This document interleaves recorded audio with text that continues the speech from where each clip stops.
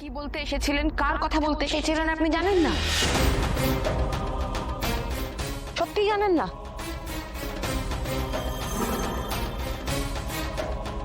আপনি সব জানেন, কেন এসেছিলেন, কি বলতে এসেছিলেন, কার কথা বলতে এসেছিলেন, আপনি সব জানেন। স্যার তুমি একটু দেখো আপনাকে,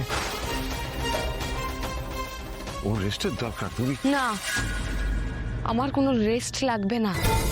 আপনি উত্তর দিন, বলুন না কিঙ্কর স্যার, কেন কেন মারা গেল মানুষটা, বলুন। চুপ করে থাকবেন না স্যার, উত্তর দিন, বলুন। এই স্যার একটু দেখো। কি তুমি আমার দিকে এভাবে কেন তাকিয়ে আছো? তুমি তুমি কি আমাকে বিশ্বাস করছো না? একটা জলজ্যান্ত মানুষ হাঁপাচ্ছে, কাঁদছে, এখানে এসে কিছু বললো না, মারা গেল। দেখো সত্যেন বাবু, আমারও অনেক দিন এসছে না, আমাদের অফিসে এতদিন ধরে কাজ করেছে না, ওনার মৃত্যুতে আমিও দুঃখ পেয়েছি, কিন্তু উনি কি বলতে চেয়েছেন, কি করতে চেয়েছেন সেটা আমি কি করে জানবো? আমার তো জানার কথা নয়।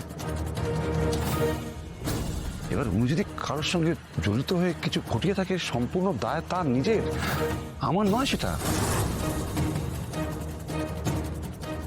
ওকে বোঝাও স্যার। কি বোঝাবো?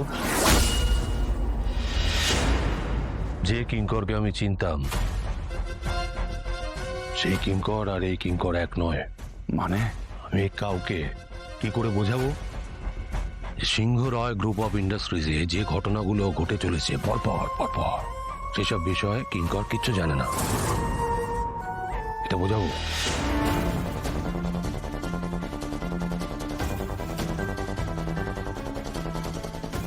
স্যার তুমি আমাকে বিশ্বাস অবিশ্বাসের প্রশ্ন নয়।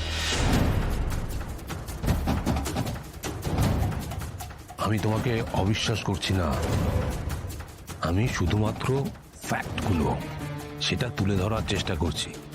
দেখতেই তো পাচ্ছ। তুমি কি চাও আমি সবকিছু ছেড়ে চলে যাই? বলে দাও আমাকে। স্যার তুমি আমাকে অপর্ণার কথায় কারোর কথায় কিছু করি না। এটা কেউ জানুক বা না জানুক, তুমি খুব ভালো করে জানো কিঙ্কর।